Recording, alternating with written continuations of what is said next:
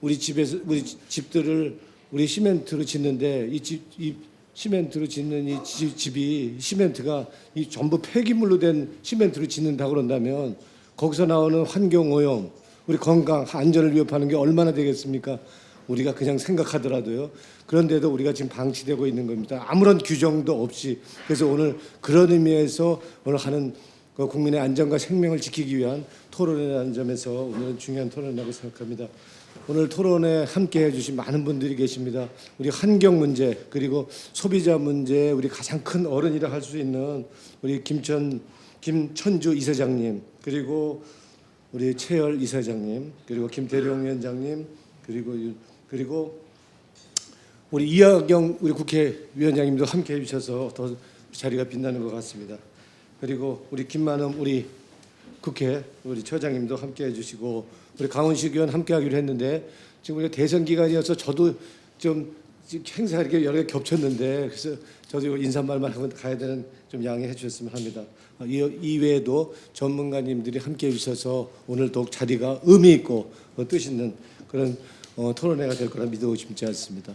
그 합성 수지 그리고 폐타이어 그리고 하수 찌꺼기 심지어는 인분까지 시멘트 공장에서 시멘트를 제조할 때 연료나 그리고 원료로 사용되고 있는 것이 우리 폐기물 이게 우리의 현실입니다. 우리 시멘트의 일명 쓰레기로 불리는 폐기물이 투입되는 비율이 2005년도에는 5%였다고 그런다면 지금 2020년에는 17%까지 꾸준히 지금 증가해 오고 있습니다. 심지어 돈이 된다는 이유로 해서 일본에서 방사능 논란이 되고 있는 석탄재를 돈을 받고 수입하여서 시멘트에 넣고 있는 것이 우리의 현실인 것입니다. 국립환경과학원도 폐기물 투입과 중금속과 연관성을 인정했습니다. 그래서 인체와 환경의 악영향을 방지하기 위해서 이제는 시멘트 제품의 품질 관리가 필요하다 하는 연구 결과를 발표한 바가 있습니다. 최근 우리 의원실에서 조사한 바에 따르면 여론조사 결과 시멘트 제품 성분을 표시해야 된다는 응답이 전체 응답의 87%, 시멘트 등급제를 실시해야 된다는 응답은 91%를 차지하고 있는 것으로 나타나서 더 이상 폐기물 시멘트 문제는 관거할 수 없는 문제다 이렇게 우리는 규정할 수 있겠습니다. 폐기물 투입에 따라서 시멘트 제품에 중금속이 들어가고 있음에도 불구하고 관리 기준조차 마련되어 있지 않는 것이 우리의 실정입니다. 이대로 폐기물 투입량이 더 늘어난다고 그런다면 국민의 건강까지도 국민의 안전까지도 위협할 수 있기 때문에 이에 대한 대책 마련이 오늘 이 자리에서 마련돼야 할 거라 믿어 의심치 않습니다. 오늘 토론을 통해서 폐기물에 대한 성분을 표시하고 등급제를 도입하기 위한 필요성과 실행 방안을 논의하기 위해서 마련된 중요한 의미가 있는 토론인 만큼 오늘 많은 제언 주시고 지혜를 모았으면 좋겠습니다. 오늘 이 자리를 계기로 해서 폐기물 시멘트에 대한 논의가 이어져서 국민의 건강권 그리고 알 권리가 홍보될 수 있도록 함께 노력했으면 합니다. 저희 이하경 우리 위원장님을 포함해서 저희들도 함께 입법과 정책의 변화를 위해서 함께 뛰도록 하겠습니다. 감사합니다. 고맙습니다. 네. 오늘 오랜만에 이렇게 현장 토론회장에 많은 분들이 참석해 주셨네요. 그동안은 현장 참석은 한 몇 분 정도였는데 그나마 이렇게 코로나19 상황에서도 제한된 가운데 이렇게 참석이 좀 가능해서 더구나 감사를 드립니다. 함께 오늘 주최해 주신 조금 전에 축사를 주신 노웅래 의원님 또 강훈식 의원님 오늘 다시 또 축사까지 대독하러 나와주신 산자 중기위원장인 김학영 의원님 감사드립니다. 오늘 보니까 발제해 주실 최병성 대표님은 2007, 8년에 제가 국회방송 토론회를 진행을 할 때 영월, 제천, 단양 이쪽에 시멘트 문제 가지고 나와서 토론했던 기억이 나는데 오늘 10몇 년 지나서 이 문제를 가지고 토론회를 갖게 됐습니다. 아시다시피 그동안의 자원의 채취에서 소비 폐기가 되는 선형 경제 스타일에서 이제 환경과 탄소 중립의 시대를 맞이해서는 뭔가 순환 경제로 전환해야 된다는 공통적인 우리가 인식을 하고 있는 상황입니다. 이런 가운데 이미 시멘트는 우리가 폐기물을 활용해서 해오고 있는데 이른바 쓰레기 시멘트 논란이 있고 환경 문제가 심각하게 제기되어 왔습니다. 불가피하게 순환 자원 자원의 순환 활용이 불가피한 상황이고 더불어서 또 환경과 안전 문제를 같이 고려해야 되는 상황입니다. 시멘트 해외에서는 이에 따라서 정확하게 따지고 등급 문제를 공개해서 활용하고 또 소비자들의 알 권리를 투명하게 만드는 역할을 하고 있는데 우리도 국민들의 대다수가 그 필요성을 인식하고 있으니까 이 방향으로 조만간 진행될 걸로 보고 있습니다.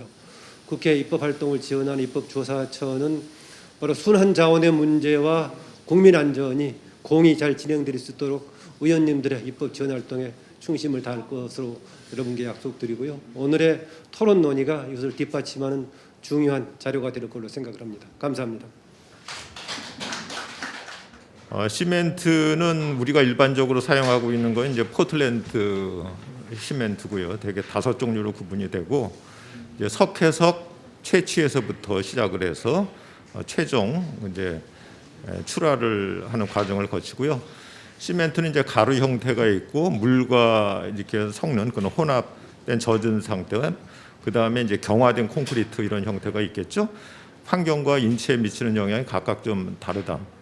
시멘트 원료는 이제 석회석, 고령토 등이고요. 주요 4성분은 산화, 칼슘 등 여러 가지가 있습니다. 두 번째 폐기물 시멘트와 MSDS에 대해서 말씀을 드리겠습니다. 폐기물 시멘트라 함은 그 시멘트 생산지 폐기물을 보조 원료나 보조 에너지원으로 생산해서 사용한 시멘트를 의미하겠는데요. 친환경 시멘트라고 하는 거는 제 의견입니다. 그 시멘트의 유해성, 위험성이 이미 입증되었기 때문에 여기다 친환경이라는 말을 쓴다는 거는 전 적절해 보이지 않는다. 저는 그렇게 생각합니다. 폐기물 시멘트에 대해서 우리나라만이 쓰는 거는 아니고요. 일본, 중국, 유럽 등 대부분 국가에서 원료나 에너지원으로 폐기물을 일정 비율 사용을 합니다. 국내 시멘트 소속론의 그 폐기물 투입량은 2005년 5% 이래 2020년 17% 이르기까지 꾸준히 증가해 왔습니다. 일본 시멘트 산업의 폐기물 사용량을 보면은 중간에 이제 그 2020년도 기준 그 100만 톤으로 돼 있죠. 단위를 보면 이제 2,600만 톤 정도가 되고 그 다음에 이제 왼쪽에 짙은 푸른색이 이제 공정 이런 거를 말하고 이제 연한 것이 이제 그 물질 이런 걸 말해요. 그러니까 쭉 보면 이제 뭐 제철, 뭐 슬래그, 그 다음에 석탄화력 발전소 애쉬 같은 거, 하수처리장에서 나오는 슬러지, 화력 발전소에서 나오는 이제 부산물 석고, 건설 현장에서 나오는 이제 토사, 소각장에서 나오는 이제 뭐 애쉬라든가 더스트라든가, 그다음에 스멜팅에서 나오는 뭐 비철 슬래그 같은 거, 그다음 이제 건설 현장에서 나오는 이제 우드칩, 오른쪽으로 보자면 이제 파운더리 샌드 같은 거가 있는데 주물사 같은 거 이런 것도 쓰고, 그다음에 어떤 뭐 스틸워크에서 나오는 이제 그런 슬래그, 폐기물 이제 플라스틱 폐기물, 폐유, 폐활성 점토, 그다음에 재생유, 폐타이어, 뭐 케미칼 플랜트에서 나오는 이런 것들을 쓰고 있어요. 그러니까 우리나라만 쓰는 것은 아니다. 유럽 같은 경우에 보면은 이제 2018년도 자료가 이제 최근에 제가 한번 봤더니 그 홈페이지를 들어가서 봤더니 이제 이런 그 집계표가 나와 있는데 여기에서 이제 범례를 보면 녹색과 약간 노란색이 있는데 녹색은 이제 피어 바이오매스 웨이스트니까 이제 생물유래 이런 폐기물을 말하고 부분적인 것은 이제 그 노란색으로 표시돼 있어요. 그러니까 파이 그래프의 가장 큰 부분을 43% 차지하는 게 SRF하고 RDF인데 이게 이제 나주 같은 데서 문제가 되고 있는 게 SRF 같은 거죠. 그러니까 소위 말해서 이제 가연성 폐기물들을 그 깃털처럼 이렇게 파쇄하거나 RDF 같은 경우 성형을 해요. 그러니까 손가락 김밥이나 꼬마 김밥 같은 것으로 해갖고 하는데 그런 것들이 한 43% 정도 차지하니까 이거 파셜 바이오매스 웨이스트라고 봐야 되겠죠. 그 다음에 혼합 산업 폐기물이 16%, 기타 이제 non recyclable waste니까 이제 재생이 불가능한 폐기물 같은 것들 등등. 그 다음에 애니멀 밀즈는 아마 6분 뭐 이런 걸로 보여요. 뭐 등등을 이제 재생 얼터너티브 퓨얼이라는 이름으로 유럽도 사용을 하고 있더라고요. 이제 시멘트는 이제 폐기물을 소각을 하기 때문에 원료나 부원료, 에너지 원료로 쓰기 때문에 소각 시설이 들어가 있죠. 물론 소각 시설보다는 고온이에요. 폐기물 소각 시설은 대개 800에서 1000도, 소속로는 1500도, 1450도, 500, 1500도 정도, 내외 정도 이렇게 좀 봅니다. 그래서 건강 영향 평가라는 것이 있는데 이 폐기물 처리 시설, 소각 시설은 건강 영향 평가 대상 사업이에요. 그러니까 환경 영향 평가 대상 사업 중에서도 건강에 미칠 우려가 크다라는 것을 건강 영향 평가 대상 사업으로 정하고 있는데 이 소각 폐기물 처리 시설 여기에 해당이 된다 이거죠.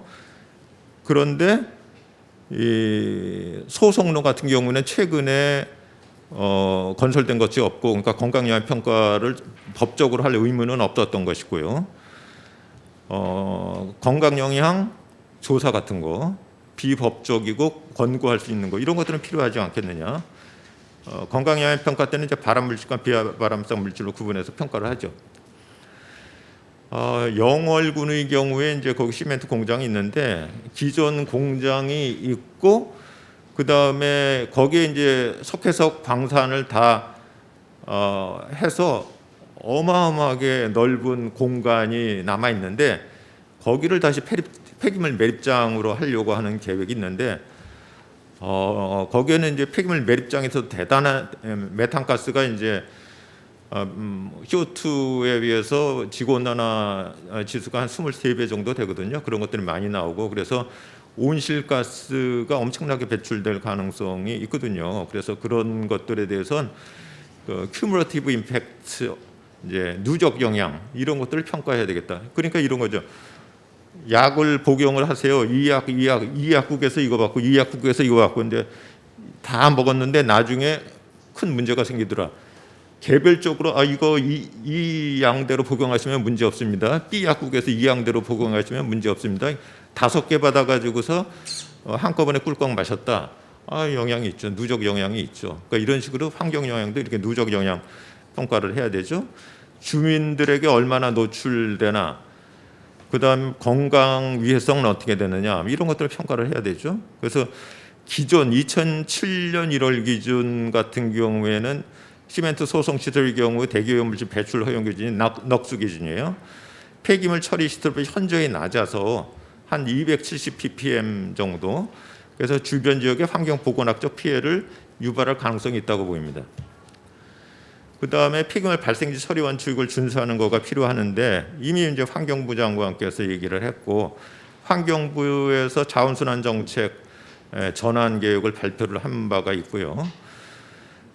그런데 그 시멘트 소속로 질소산화물 배출량 같은 경우 2020년 기준으로 강원도 전체에서 도 전체에서는 강원도는 한 89%, 충북이 한 95% 정도 되니까 거의 대부분을 배출하더라. 이러는 것이죠. 결론입니다. 8개로 한번 요약을 해봤습니다. 주요 국가의 국가 표준, 그러니까 미국은 이제 ASTM이죠. 포틀랜드 시멘트 등급 분류 기준은 뭐 압축 강도라든가 뭐 경화 속도 뭐 등등인데 타입 1, 2, 3, 4 5개 등급이 대표적이고요. 유해성에 근거한 시멘트 등급 부여 체계는 국제 표준화기구나 주요 국가의 국가 표준에 없거나 확인할 수가 없었어요. 그 다음에 안전보건공단의 화학물질 정보에 의하면 시멘트는 이제 피부는 자극성, 부식성, 특정 표적장계 독성이 있는 것으로 공시되어 있어요. 미국 환경보건청은 흡입된 유가 크롬이 발암물질이다 이렇게 정하고 있습니다. 안전보건공단의 화학물질 정보에 포틀랜드 시멘트의 신호어에 특정 표적 장기 독성, 즉 호흡기계 자극, 사람 가운데 여기 이렇게 있는 거 있죠. 신호를 넣어줘야죠, 그거를. 그다음에 여섯 번째 2000년 이후 국립환경과학원 등 연구에 의하면 시멘트 공장 인근 주민의 호흡기 질환 유병률이 대저 지역에 비해서 높게 나타났다. 그다음에 지역 주민의 건강 보호 차원에서 시멘트 제조 시설의 EHS 관리 역량 제고와 함께 주기적인 건강 영향 조사가 실시되는 것이 바람직하다. 마지막으로 기존 시멘트 소성 시설의 경우 대기오염물질 넉스 배출 허용 기준이 폐기물 소각 시설에 비해서 현저히 완화되어 있으므로 시멘트 업계가 환경부와 자발적 협약을 통해서 강화된 배출 허용 기준을 준수하기를 권장한다. 시멘트 산업에서도 아마 ESG 경영 요즘 많이 하고 있는 걸로 알고 있는데요. ESG 경영 다른 데서 멀리 찾을 것 없습니다. 이거 그 강화된 배출 허용 기준을 지키면은 좀 더 엄격한 자발적 기준을 준수한다면 그것이 ESG 경영의 핵심이 아닌가 생각합니다. 마치겠습니다. 감사합니다. 그 일본 이시이 초등학교에서 콘크리트 건축물을 목조 건축물로 바꾼 후 이런 결과가 놀라운 결과가 나타났습니다. 결승률이 낮아지고 폭력성과 산만성이 낮아졌다. 놀라운 건 학습 집중률가 높아졌다는 거죠. 또 콘크리트 건축물과 목조 건축물을 비교해 보니까 두통 16배, 정서불안 7배, 복통 5배의 차이를 확인했다라고 2005년 환경 스페셜 방송에서 나온 바가 있죠. 이는 시멘트 건축물이 인체에 미치는 영향이 크다라는 것을 의미하는 것인데요. 또 다른 실험도 있습니다. 콘크리트 환경 스트레스 실험을 그 쥐 생존을 통해서 했는데요. 일본 시즈오카 대학에서 했습니다.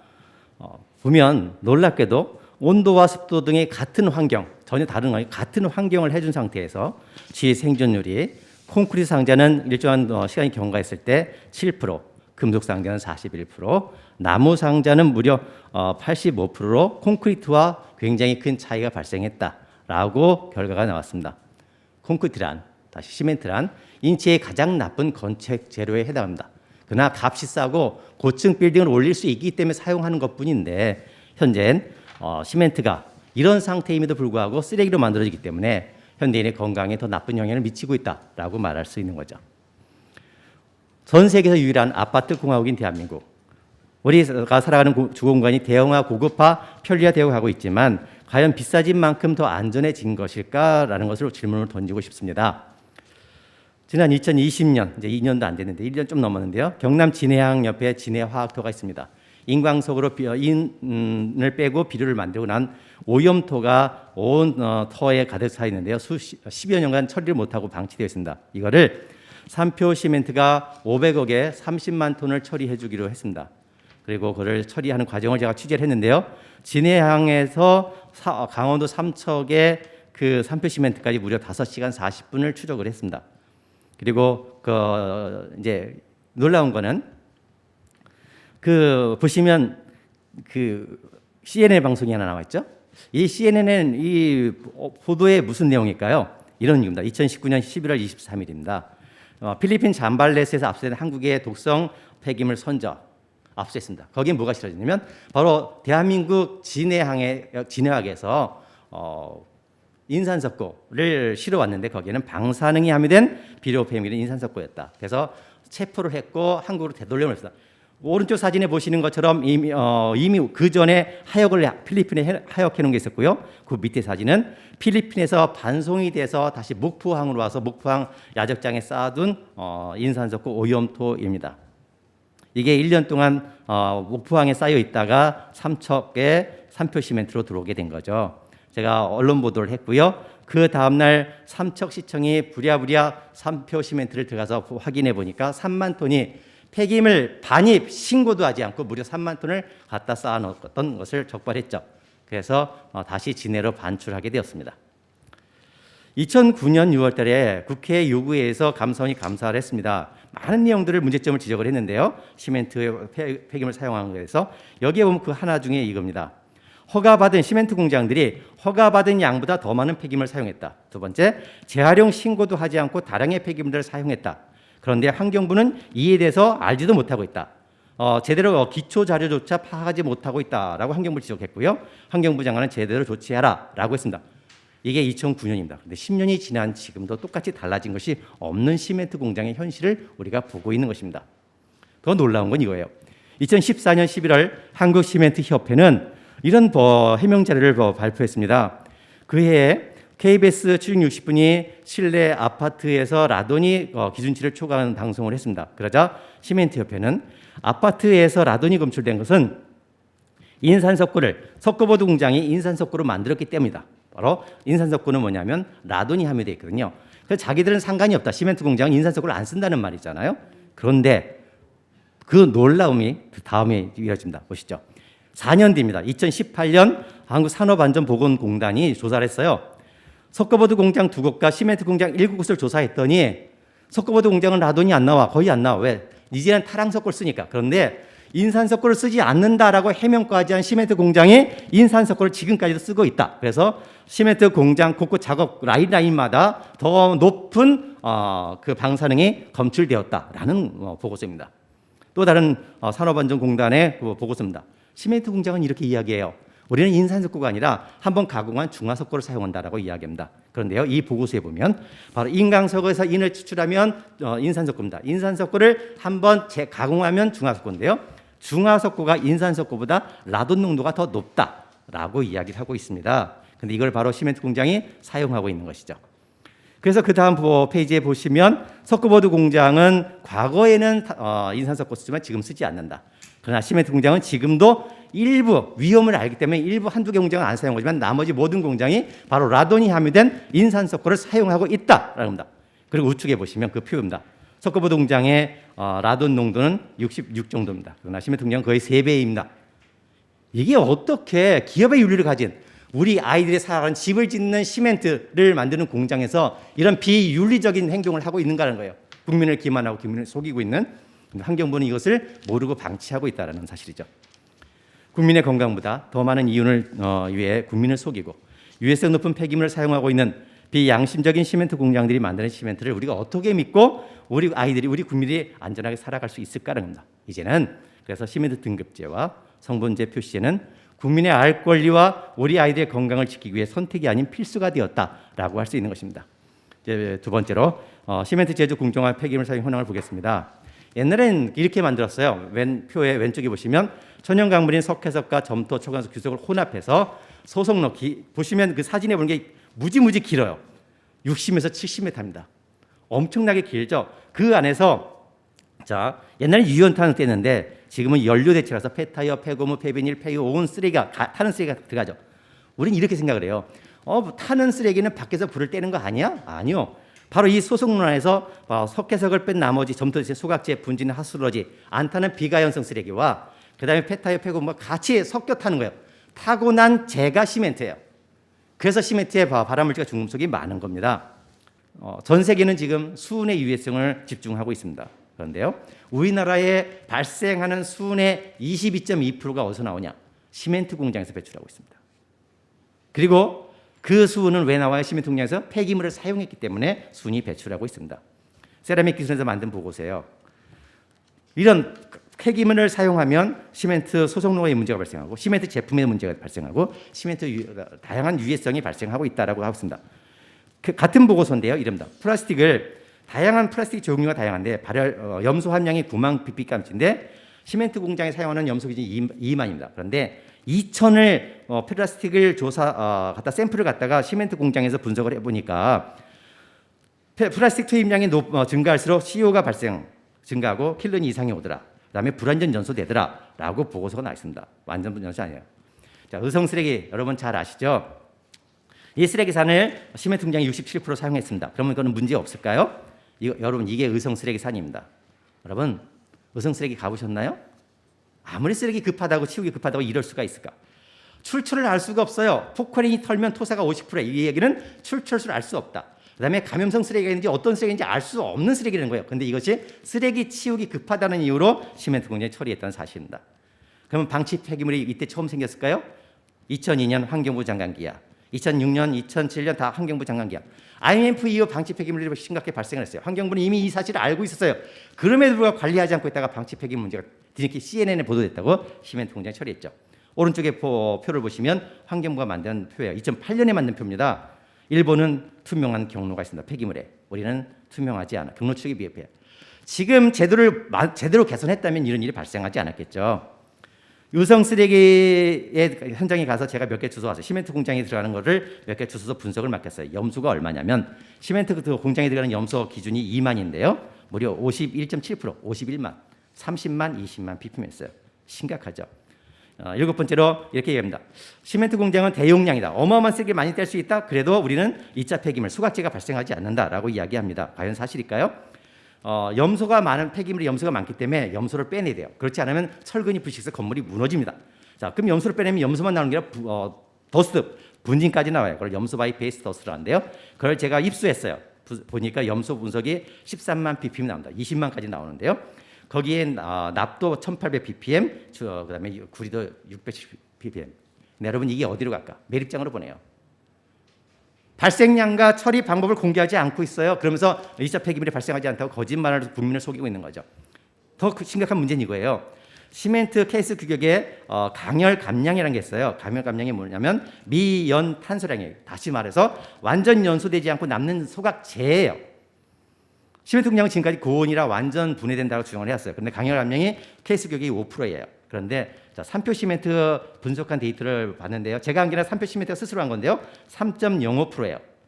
그러면 여러분 연간 시멘트 생산량이 4,700만 톤이에요. 거기에 3%의 소각재가 남으면 얼마가 남아요? 연간 140만 톤이 넘는 소각재가 시멘트와 섞여서 집을 짓고 있다라는 것입니다. 완전 분해된다고요? 아니요. 이 보고서에 이렇게 이야기합니다. CDK, 시멘트 킬린더스가 옛날에 산업 폐기물이었는데 얼마나 발생하냐? 시멘트 1톤당 50kg에서 200kg 발생합니다. 어마어마하죠? 그럼 무한정 시멘트 소금에 다시 사용이 가능할까요? 염소와 알칼리가 높아서 계속 반복 사용하기 어렵습니다. 거의 이제 마무리 돼가는데요. 이럽니다. TMS로 법적 허용 기준 10분의 1을 투명하게 관리하고 있답니다. 여러분 사진에 보시죠. 연기가 아니에요. 시멘트 분진이에요. 수시간 몇 시간째 뿜어냈는데 제가 그날 정보 공개를 요청했습니다. 그랬더니 역시 10분의 1이더라고요. 기준치 이하에. 보시죠. 이게 전부 다 시멘트 분진이에요. 이날 정상이 항상 이렇게 공장 뒤에 눈이 온 것처럼 하여 여름에 장마 며칠 지난 뒤에도 동네 마을에는 이렇게 배추에 장독대에 비닐하우스에 가득합니다. 주민들이 어떻게 살아갈까요? 좀 마무리를 네, 좀 이제 마무리하겠습니다. 해주시면 고맙겠습니다. 네, 폐기물 시멘트가 왜 탄생했을까? 환경부 과장이 이렇게 얘기합니다. 언론에. 정부에서는 폐기물 처리 어려움, 그다음에 양해협회는 연료 확보의 어려움, 에너지 확보의 어려움 때문에 둘이 입이 맞아서 이렇게 만들어졌다.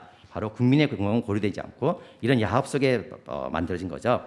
감사원은 이렇게 말합니다. 자원 재활용이라 쓰레기 소각에 불과하다라고 결과를 내렸습니다. 결국 이 모든 문제는 시멘트 공장에 대한 환경부의 특혜로 인해서 벌어진 일이다. 환경부의 무책임으로서 벌어진 일인데요.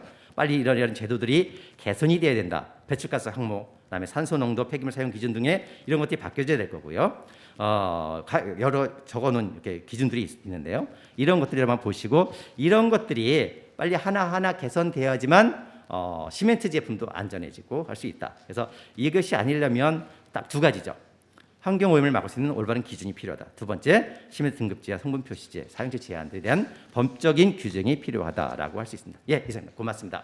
그럼 먼저 김동환 환경국제전략연구소 소장님께서 토론을 진행해 주시겠습니다.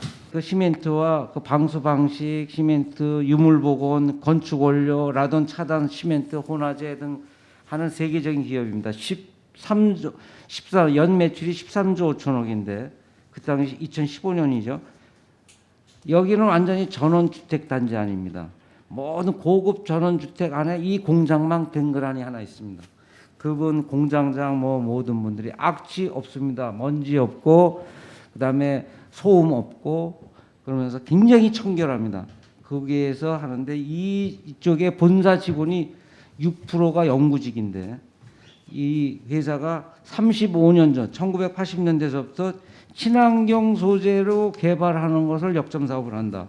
그래서 제일 중요한 것이 편리성, 환경성, 높은 강도 이거를 해서 하는데 여기에 지원하고 투자하는 것이 이제 생물학, 생태학자, 지질학자 전 세계에서 그 소재 발굴을 하는데 굉장히 노력을 하고 있습니다. 그래서 이분 그 아시아 대표가 사장이 그 쇼음부르크 3세인데 제조 공장에서 상품의 가치의 확산은 품질만 좋으면 판매량은 자연 증가한다. 그래서 우리 많은 분들이 유럽이나 그 여행을 다니시는데 거기에 모든 그 건물, 유적지, 공공건축물에 바로 이 회사가 거의 독점하고 있습니다. 거의 90%를 이분들의 자재로 해서 하는데 외부 자재와 내부 그 용도에 따라서 그 제품의 품질이 다양하게 있습니다. 그래서 여기에 맞는 그래서 민원이 발생이 되거나 환경 문제가 되면은 이 공장은 폐쇄된다. 그 주변에 공장이 그 14곳의 생산 공장인데 스위스에도 이 회사의 공장이 있습니다. 뭐 스웨덴에도 있고 그래서 굉장히 엄격한 환경을 지키고 나가면서 계속 경제적 그 가치는 높아지고 있다. 90페이지 제가 연구해서 이제 여기에 생각하는 것이 과연 우리나라 역사 시멘트 역사가 50년 이상 이렇게 쭉 이어졌는데 일제시대 때 제외하고요. 그래서 건축물 원재료에서 과연 환경성 평가 연구가 환경부나 과학원 연구가 아니라 시멘트 협회나 시멘트 업계에서 자발적으로 그런 연구를 한 적이 있는가? 별로 찾아볼 수가 없습니다. 시멘트 업계는 과연 친환경이나 건강성에 대한 연구에 대해서 집중적인 투자를 그러면 2010년 이후라도 계속 한 적이 있었는가?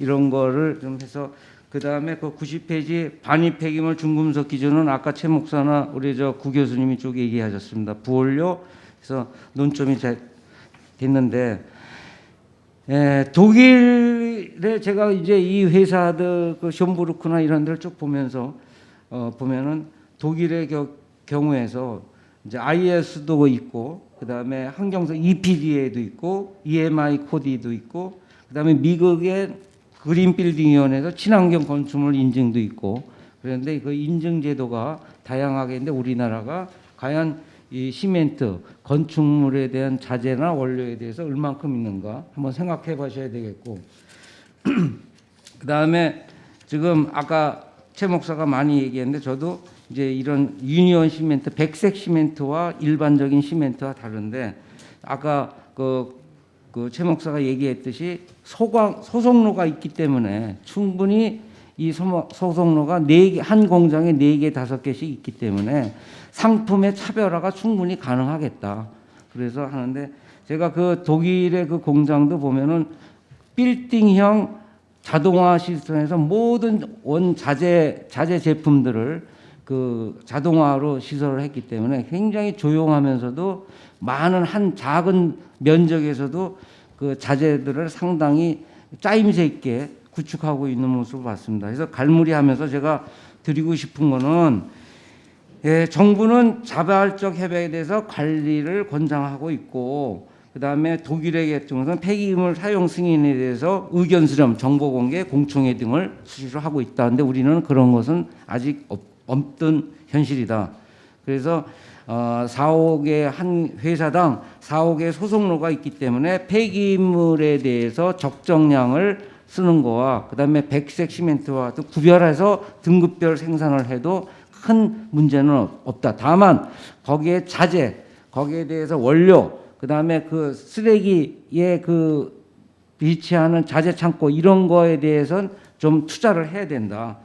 그다음에 고품질 시장 확산을 했을 적에 분명히 이게 페인트도 친환경 페인트 뭐 이렇게 해서 했는데 강남 쪽에 우리 보면은 청년들이 많이 그 정보를 알아고 인터넷 정보가 있어서 그 자기 자신의 방을 꾸는데 벽지를 안 바르고 시멘트에 대해서 마무리를 좀 해주셨으면 고맙겠습니다. 좀 깨끗하게 이런 천연 외국 걸 오히려 수입해서 자기 방에는 그 코팅을 하는 그런 거를 많이 봤습니다. 그래서 백색 시멘트 등의 문제에 있어서 우리가 시멘트 항유 과제에는 소각 시설, 그다음에 화학 물질, 그다음에 시멘트 제조사의 공정, 운영비, 그다음에 이런 면에서 이제는 ESG 경영에서 충분히 따라갈 수 있고 충분히 해볼 수 있는 이제 노력이 필요하다.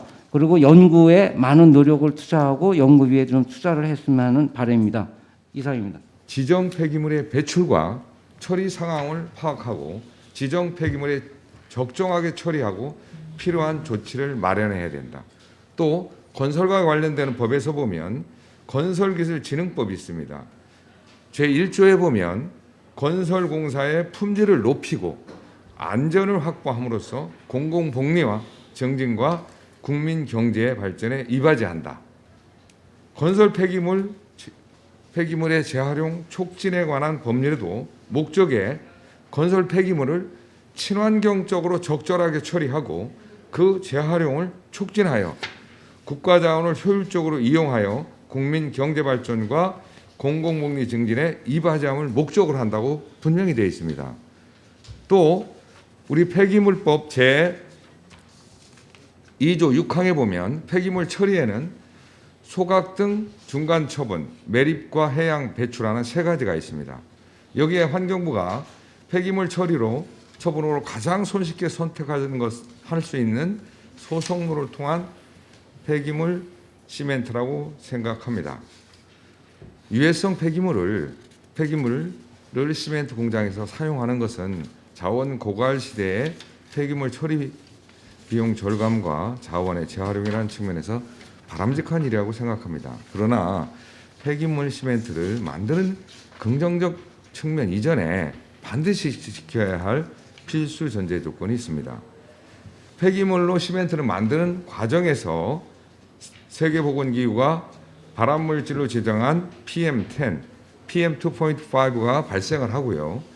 사용하는 과정과 사용 후에도 여러분들 아파트 실내에는 나돈 침대 사태처럼 방사선을 내는 나돈 등으로 심각한 대기 또 실내 공기 환경 오염이 발생해서는 안 된다는 겁니다. 더욱 중요한 것은 폐기물로 만든 시멘트가 결코 우리의 생명과 인체에 해로운 영향을 끼쳐서는 안 된다는 것이죠. 특히 우리나라의 미래인 아이들이 살아갈 집을 짓는 시멘트에서 발암물질과 중금속이 다량 검출돼서는 절대 안 되는 것이죠. 저는 지금까지 말씀드렸던 부분을 좀 정리해서 간단히 말씀을 좀 6가지를 좀 제안을 드리고자 합니다. 첫째, 환경부가 주도적으로 IMF 이전에 폐기물 관리법으로 환원시켜야 됩니다. 결자 해지 측면에서 국민의 생명, 안전, 환경을 책임지는 환경부가 주도적으로 1999년 8월 이전에 폐기물 관리법으로 환원시켜 무해하고 안전한 시멘트를 공급하여 국민의 인권과 생존권을 보장해야 하는 것이 최우선 선결 조건이라 생각합니다. 두 번째, 폐기물 시멘트, 즉 유해 폐기물이 포함된 시멘트 사용 현황을 공개하자. 현재 유통되는 시멘트는 탄소 중립과 ESG 정책에 역행하는 폐기물이 포함되어 만들어졌다는 사실들을 우리 국민 모두에게 공지해야 됩니다. 세 번째, 시멘트 등급제를 즉시 시행해야 된다. 네 번째, 세분화된 시멘트 등급제를 지침이나 법규로 제정하자. 예로 시멘트 등급제와 우리 1등급, 2등급인 무해하고 안전한 시멘트와 3등급, 4등급, 5등급인 기존 산업 폐기물을 재활용해서 만드는 산업 폐기물 시멘트의 용도를 보다 세분화하여 소비자의 선택권과 생산자의 제조권을 동시에 넓혀주도록 했으면 좋겠습니다. 다섯 번째, 지금 즉시 시멘트 제품의 원산지와 성분 표시를 의무화하자. 콘크리트라는 것이 강도가 강해서 안전해 보이지만 부서지기 쉽고 가루가 날리기 쉽습니다. 특히 생활 속 자연 방사성 물질 나돈에 의해는 2016년 12월 환경부가 홍보책자에도 이렇게 정리가 되어 있습니다. 나돈이 기체인 상태인 것과는 달리 나돈 자손은 입자 형태로 되어 있으며 물리화학적으로 반응성이 높다. 그래서 미세한 먼지에 잘 달라붙는데 우리가 숨 쉴 때마다 몸속으로 들어와 폐포나 기관지에 잘 달라붙어 손상을 줄 수 있다라고 하면서 줄이는 방법으로 한 가지인 친환경 건축 자재를 사용하자라고 이렇게 되어 있습니다. 라고 홍보하고 있습니다. 그러므로 필히 안전하게 만들 필요가 있습니다. 산업 폐기물을 처리함에 있어서 순환 자원 또는 재활용이라는 미명 아래 우리 모든 국민들의 삶의 질을 악화시키고 스트레스를 유발하는 관련 중앙정부 및 유관부처의 침묵은 여기서 멈춰야 된다고 생각합니다. 무엇보다 국민의 생활, 생명과 안전과 환경을 책임지고 있고 미래 세대를 위한 탄소 중립 실현과 국가 PSD 주관부처인 환경부가 자신의 책무는 소홀히 하고 처리 처분과 재활용 성과에만 집착한 결과라고 생각합니다. 국민의 안전과 건강한 삶과 풍요로운 생활 터전을 위해서는 시멘트 등급제 실시와 성분 표시에는 바로 여기 계신 국회의원들의 입법 발의를 강력히 촉구드리며 마무리하고자 합니다. 최병선 목사님께서 마지막 제언 부분에 너무 급해서 말씀 못 하셨는데 우리나라가 지금 통합환경관리제도라는 좋은 제도를 만들었습니다.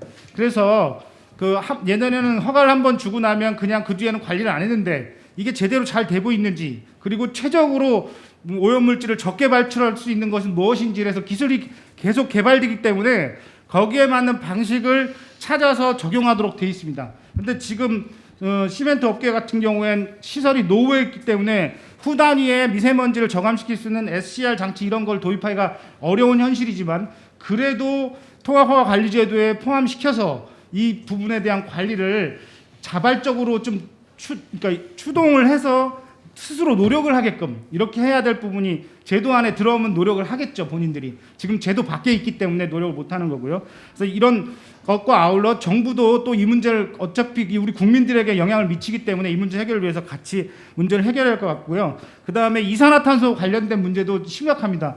이 석유, 화학, 시멘트 이 세 가지 업종이 아마 굉장히 큰 영향을 미칠 텐데, 관련해서 2050 탄소 중립 선언도 했고, 그다음에 30년까지 국가 온실가스 감축 목표를 40% 이상으로 잡아놨기 때문에 그 부분에 있어서 같이 노력을 해서 기업, 사회, 그다음에 국가가 같이 R&D라든가 이런 걸 해서 이런 내용 문제들을 갖다가 해결해야 될 거라고 생각하고 있고요. 마지막으로 세 번째로 품질 검사 문제인데, 정부가 국립환경과학원 정부기관에서 한 달에 한 번씩 계속 검사를 합니다. 그런데 기준이 없어요. 검사한 뒤에 이걸 어떻게 할 것인지에 대한 사항이 없기 때문에 요거 관련된 부분에 있어서 기준을 설정해서 이 기준치가 오버되면 어떤 상황을 할 것인지에 대한 걸 하든지, 지금 오늘 말씀하시고 있는 등급제 문제에 관련된 상황하고 연결지어서 어떻게 이 부분에 대한 상황, 소비자 선택권을 확실하게 보장해야 되는 부분이 필요할 것 같고요. 마지막으로 유통 과정에서의 문제를 말씀드리면, 이 등급제 오늘 제안하신 건 정말로 반드시 필요한 문제라고 생각합니다. 왜냐하면 어르신이나 아이들 같은 경우에 이제 그러니까 환경성 질환에 취약한 계층인데, 이들이 오랫동안 이분들이 거주하거나 생활하는 공간에서는 정부가 실시한 품질 검사 제도를 통해서 등급을 하면 그 등급에 맞는 걸 본인들이 사용해서 쓸 수 있도록 하는 제도를 만들어서 이것이 소비자한테 선택권을 줄 수 있도록 해야 되는 그런 부분이 반드시 필요하다고 생각이 들고요. 마지막으로 오늘 구 교수님이 지적하셨던 친환경 시멘트, 솔직히 말해서 이건 말도 안 되는 소리라는 생각이 들고요. 이 부분에 대해서 저도 적극 동의하고, 한 가지 더 환경영향평가의 환경보건법에 따라서 건강영향평가를 하게 되어 있는 시설들이 있습니다. 아까 말씀하신 것처럼 소각장이나 이런 시설들은 하는데 지금 소속로 같은 경우 포함 안 돼 있잖아요. 이 부분에 대해서 환경영향평가에서도 제도 개선을 통해서 포함시켜가지고 관리 감독하에 들 수 있게끔 하는 것이 필요하다고 생각합니다. 이상입니다. 감사합니다. 우리도 그 탄소 중립 시대에 맞춰서 여기에 이제 발맞춰 나가야 되는데, 과연 그게 등급제인가라고 하는 부분은 좀 더 논의를 해봐야 됩니다. 그러니까 이게 등급제만이 소비자가 굉장히 좋고 이렇게 얘기할 수는 없기 때문에, 그래서 강력한 인증 제도를 통해서 그런 권리들을 보장할 수 있는 것이 어떤가라고 하는 생각이 들고요. 무엇이 들어갈 것인지. 유럽 같은 경우 보게 되면 사실은 이게 폐기물이잖아요. 근데 폐기물이 환경부가 지금 이제 한 11월부터 준비하고 있는 게 아까 전문위원, 그러니까 수석 전문위원께서도 말씀을 하셨지만 통합환경 관리에 대한 것들을 환경부가 지금 준비를 하고 있는 걸로 지금 파악이 됩니다.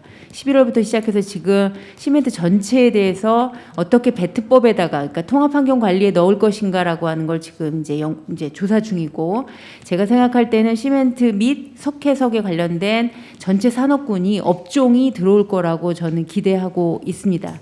그래서 그렇게 되면 지금 말씀하시는 분진이나 여러 가지 중금속이나 이런 것들이 그 각 개별법에 의해서 되던 것들이 많이 이렇게 기준이 만들어질 것이고, 그리고 그게 5년마다 한 번씩 아마 검증을 받는 체계로 아마 시멘트 업계가 들어갈 거라고 기대하고 있습니다. 그러니까 물론 노후화돼 있기 때문에 이런 부분들은 시멘트 업계가 많이 이렇게 참여를 해야 되는 부분이긴 하지만 상당 부분 빠른 시간 내에 여러분들이 여기서 많이 우려하시던 부분들이 굉장히 뭐 충족이 됐지 않을까 이런 생각이 들고요.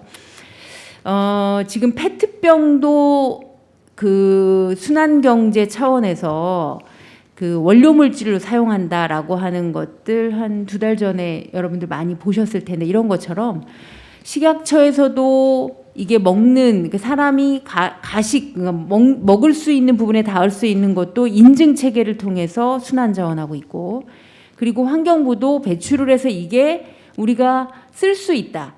지금 쓸 수 있는 걸로도 인증, 그러니까 이중 인증 체계를 지금 마련을 하고 있습니다. 이것처럼 전 세계는 사실은 인증의 형태로 가고 있는데 지금 우리나라는 환경부의 인증과 산업부의 인증이 2개의 그 인증 체계를 가지고 있는 걸로 알고 있습니다. 그래서 이런 부분들이 인증으로 가는 게 어떨까. 물론 뭐 등급제였으면 좋겠다라고 생각을 하시겠지만 SRF도 그렇고 등급제라고 하는 게 굳이 순환 자원은 굉장히 싸구려 이기 때문에 이런 걸로 흐를 가능성이 있기 때문에 전 세계적으로 탄소 중립에 있어서 순환 자원의 지위가 너무나 이렇게 싼 거, 그다음 갖다 쓸 수 없는 거, 우리 주위에 있으면 안 되는 거, 이런 걸로 흐르는 것도 그렇게 좋은 방향은 아니지 않을까 이런 생각을 들고요.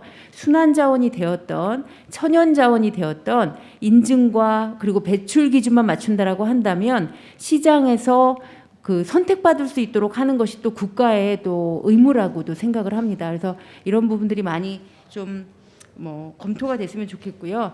두 번째로 제가 간곡히 말씀드리고 싶은 건 폐기물이라고 하는 게 사용될 수, 그러니까 폐기물이 처리되는 게 크게 3개입니다. 매립이 되든지 소각이 되든지 재활용이 되든지. 근데 우리나라는 지자체에서 하고 있는 소각제, 소각, 산업단지 안에서 되고 있는 소각, 이런 부분들에 대해서는 뭐 지자체가 하니까 잘하겠지 라고 하지만 실제로 이 시멘트 공장에 똑같이 지금 소각되고 있는 거거든요. 그러니까 여러분들이 제가 생각할 때 소각시설에서 발생되고 있는 배출에 대한 기준을 합리화해라라고 하는 거는 맞지만 시멘트 안에 그런 게 들어가면 안 된다. 이런 건 또 생각해 봐주시면 좋을 것 같고요. 그래서 폐기물 문제는 전반적으로 걸쳐 있는 문제이기 때문에 그냥 안 써야 된다. 안 쓰면 어딘가에 쌓이게 됩니다. 그래서 이런 부분들이 통합적으로 좀 검토될 수 있는 시간이 됐으면 좋겠습니다. 이 시멘트와 관련된 폐기물 정책을 먼저 좀 간략하게 설명을 드리고요. 그리고 시멘트 품질을 어떻게 개선할 건가, 그거에 대한 내용, 그 다음에 마지막으로 등급제 이런 순으로 말씀을 드리도록 하겠습니다. 먼저 이제 우리나라 폐기물이 뭐 코로나 때문에 좀 늘기도 했고요.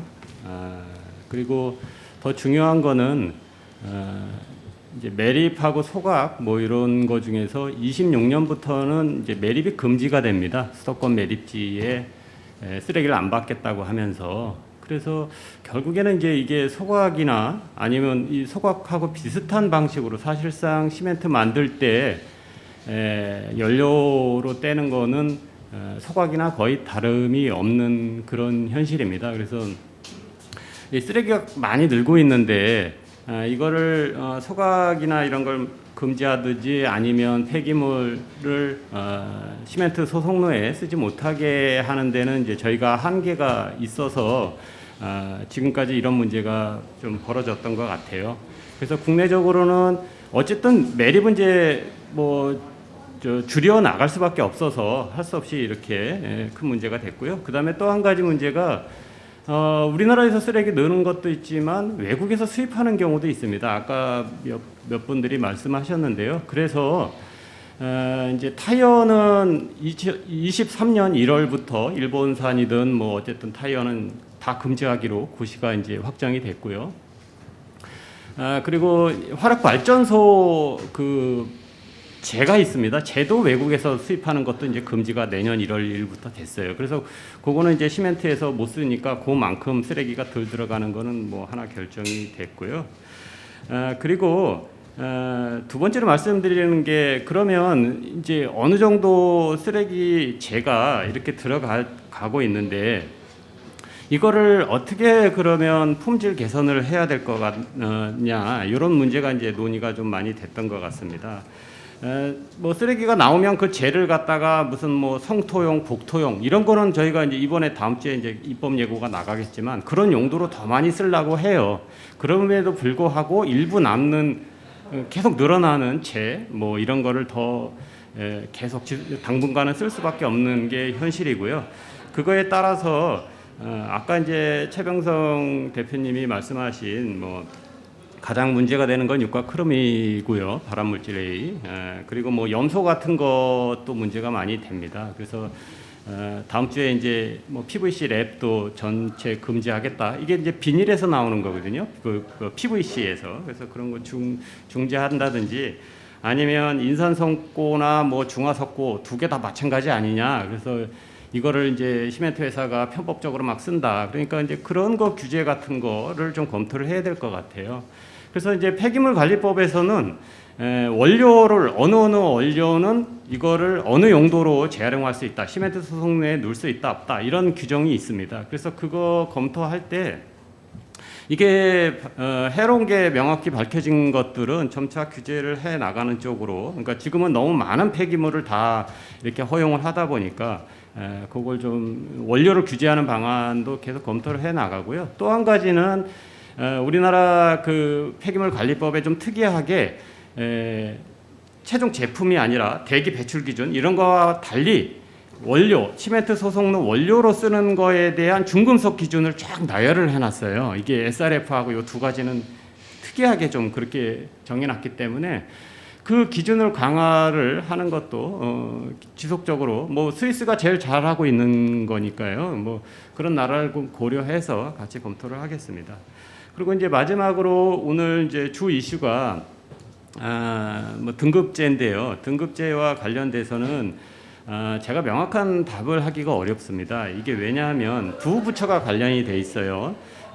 산업부가 관련돼 있고 환경부가 관련돼 있고요. 그리고 이제 환경부 내에서도 세 개국이 관련돼 있어요. 이게 제품이 진짜 뭐 장난감 같은 게 우리 인체에 해롭다 그러면 우리 보건환경국에서 그걸 관여를 합니다. 그리고 뭐 살생물질, 뭐 화학물질법 이런 걸 다 관장하는 국이 있어요.